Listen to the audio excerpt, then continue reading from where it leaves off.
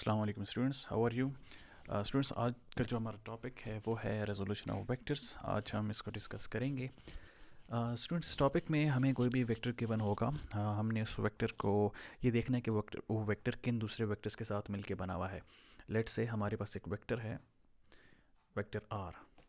तो इस टॉपिक में हम ये देखते हैं कि ये जो वेक्टर आर है ये किन दूसरे वेक्टर्स के साथ मिलके बना हुआ है, और हम इस वेक्टर को स्प्लिट करते हैं इनटू 2 और 3 अदर वेक्टर्स, और उन वेक्टर्स को हम कंपोनेंट्स का नाम देते हैं।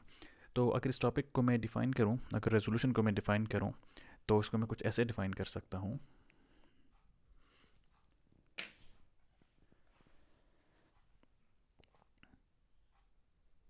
The process of splitting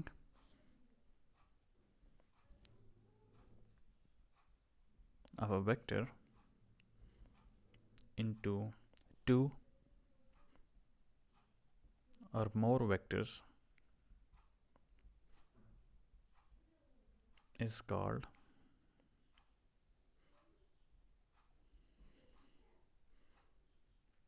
resolution of vectors. So the process of splitting of vector into 2 or more vectors is called resolution of vectors. तो किसी भी वेक्टर को और वेक्टर्स में, 2 या 3 या से ज़्यादा वेक्टर्स में जब हम उसको स्प्लिट करते हैं तो इस प्रोसेस को रेजोल्यूशन ऑफ वेक्टर्स कहा जाता है।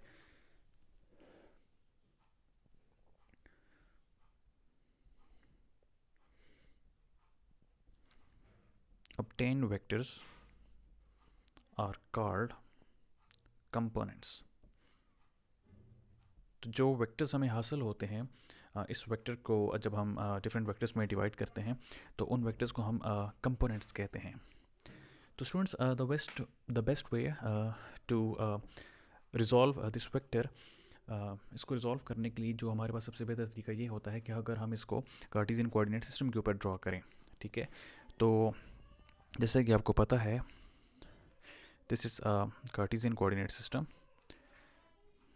ये हमारे पास एक्स एक्सिस है, ये हमारे पास एक्स डैश है, this is why and this is why dash. तो ये हमारे पास एक कार्टेशियन कोऑर्डिनेट सिस्टम है, और उसके ऊपर जब हम इस वेक्टर को ड्रॉ करते हैं, ठीक है, तो अभी इसको रिजॉल्व करने के लिए स्टूडेंट्स देखें, जो सबसे पहली चीज़ होती है वो ये होता है कि हम इस वेक्टर के हेड से एक परपेंडिकुलर को ड्रॉप करते हैं on x axis like this. ठीक है, तो सिमिलरली ये जो हमने परपेंडिकुलर ड्रॉप किया है और वेक्टर के हेड से, इसको हम इस वेक्टर की टेल से जोड़ देते हैं नेक्स्ट स्टेप में। ठीक है, तो ये जो हमारे पास ये जो बेस, ये जो वेक्टर कंपोनेंट हमारे पास बन रहा है अलोंग एक्स एक्सिस, इसको हम ए कह देते हैं, और इसको जो कि अलोंग वाई एक्सिस है इसको बी कह देते हैं।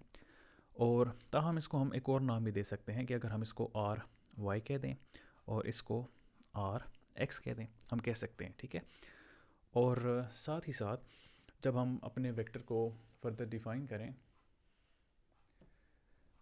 इस आर को, तो हम कुछ ऐसे लिख सकते हैं, vector R is equal to A plus B, या हम ये भी कह सकते हैं vector R is equal to R X plus R Y. ठीक है, आर वाई, हम इसको ये भी लिख सकते हैं। तो इसका मतलब ये है कि जो हमारे पास वेक्टर आर है वो मिलके बना हुआ है 2 कंपोनेंट से, आर एक्स कंपोनेंट और आर वाई कंपोनेंट्स।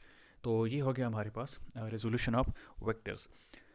तो स्टूडेंट्स, अगर हमने ये जो वेक्टर आर है इसका अगर हमने मैग्नीट्यूड फाइंड करना है तो वो हम कैसे करेंगे। अगर आप इधर देखें इस फिगर में, तो ये हमारे पास एक राइट एंगल ट्रायंगल बन रही है। ठीक है, जिसमें ये वेक्टर आर है, ये उसकी बी साइड है और ये उसकी ए साइड है। तो अगर हम इसको सेपरेटली अगर मैं इसको ड्रॉ करूँ, तो ये जो ट्रायंगल है ये हमारे पास कुछ ऐसे बनेगी। मतलब कि हम मैग्नीट्यूड फाइंड करना चाहते हैं, so magnitude of vector R. ठीक है, तो मैं इस ट्रायंगल को ड्रॉ करता हूँ।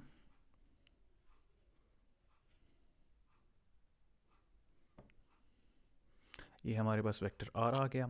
ये साइड हमारे पास आर वाई और this side is R X. तो स्टूडेंट्स, जब भी हमारे पास एक राइट एंगल ट्राइंगल बनती है तो you know that in order to find the hypotenuse हम पाइथागोरस लॉ को यूज़ करते हैं। So according to Pythagoras law हमें वो कहता है कि आर का स्क्वायर मीन्स हाइपोटेन्यूज का square is equal to base का स्क्वायर प्लस परपेंडिकुलर का स्क्वायर। ठीक है, सो हम इसको फर्दर सॉल्व करते हैं। तो क्योंकि हम मैग्नीट्यूड फाइंड कर रहे हैं आर का, तो यहाँ पे हमारे पास आर स्क्वायर आ रहा है, तो स्क्वायर को ख़त्म करने के लिए हम स्क्वायर रूट लेंगे दोनों तरफ। तो इधर हमारे पास आ जाएगा vector R is equal to R X का स्क्वायर प्लस आर वाई का स्क्वायर अंडर द रूट। ठीक है स्टूडेंट्स, ये हमारे पास मैग्नीट्यूड आ गया। किसका magnitude? Magnitude of this vector R. ये जो वेक्टर आर है उसका मैग्नीट्यूड ये हमारे पास आ गया।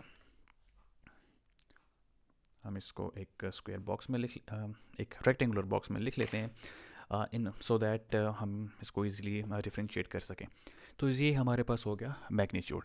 तो स्टूडेंट्स, मैग्नीट्यूड के बाद हम इसकी डायरेक्शन फाइंड करते हैं, direction of this vector R. तो उसको हम कुछ ऐसे डिफाइन करते हैं। इस जगह पे हम इसको लिख लेते हैं अपने पास डायरेक्शन। किसके direction? Direction of vector R. तो students, as you know that कि जो हमारे पास ये वेक्टर आर है, अगर ये देखें तो हमारे पास इधर एक एंगल थीटा बन रहा है। तो अगर हम टेन की रेशो लें, टेन थीटा, तो आपको पता है कि टेन थीटा किसके बराबर होता है? टेन थीटा जो है हमारे पास बराबर होता है perpendicular divide by base. So इधर हमारे पास आ जाएगा R Y over R X. ये हमारे पास इसकी वैल्यू आ जाएगी। सो जैसे कि हमने डायरेक्शन फाइंड करनी है और इधर हमने फिर वैल्यू ऑफ थीटा को फाइंड आउट करेंगे, तो ये वैल्यू फिर हमारे पास आ जाएगी theta is equal to tan inverse is equal to tan इधर आएगा तो टेन इनवर्स बन जाएगा। सो बाकी वैल्यूज हमारे पास उसी तरह आ जाएंगी R Y divide by R X. ठीक है स्टूडेंट्स, तो ये हमारे पास आ गई डायरेक्शन। किसकी डायरेक्शन आ गई? Direction of vector R. So जो आज का हमारा टॉपिक था रेजोल्यूशन ऑफ वेक्टर, वो यहाँ पे कंप्लीट होता है। तो आपने इसकी प्रैक्टिस करनी है और साथ ही साथ इससे रिलेटेड जो एग्जांपल्स हैं आपने वो भी देखनी है। So if you have any question you can ask me in comments, और yes, you can ask me in comments and I will happy to respond. Thank you so much.